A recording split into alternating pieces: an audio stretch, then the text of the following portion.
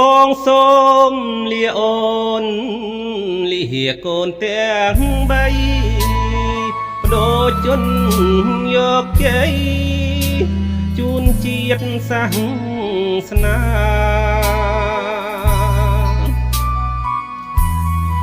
ដួងចិត្តស្មោះត្រង់លះបង់គ្រួសា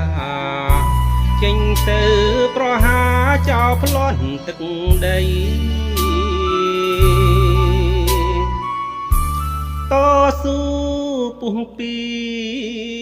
ទីបំណុលឈាមពីឈ្មួញសង្គ្រាមថ្មិលអន់ដេរថៃ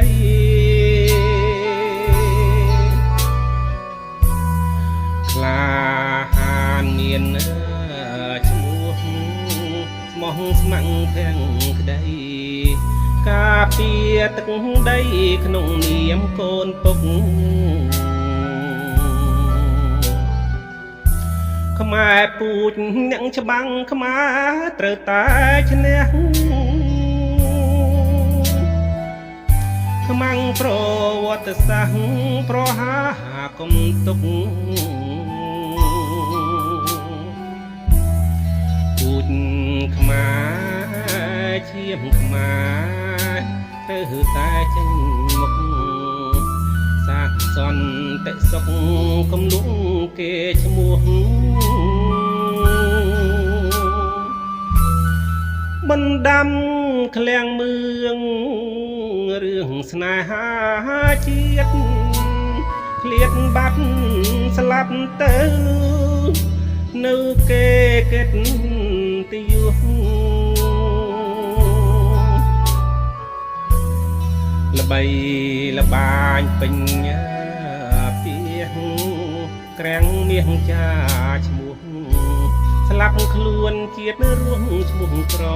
បសាយ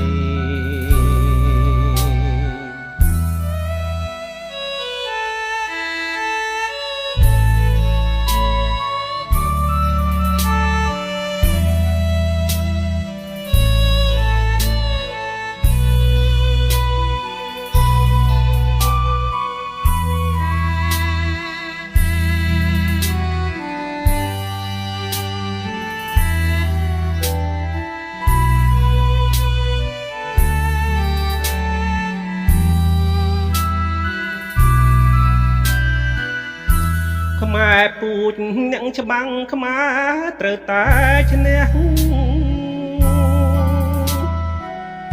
ខ្មាំងប្រវត្តិសាស្ត្រប្រហាកុំទុកពូជខ្មែរឈាមខ្មែរត្រូវតែចេញមុខសាកសន្តិសុខកំលុងគេឈ្មោះបណ្ដាំឃ្លាំងមឿងរឿងស្នេហាជាតិឃ្លាតបាត់ស្លាប់ទៅនៅគេកិតទីយុះល្បីល្បាញពេញពីក្រាំងមាសចាឈ្មោះស្លាប់ខ្លួនជាតិរួមឈ្មោះក្របសា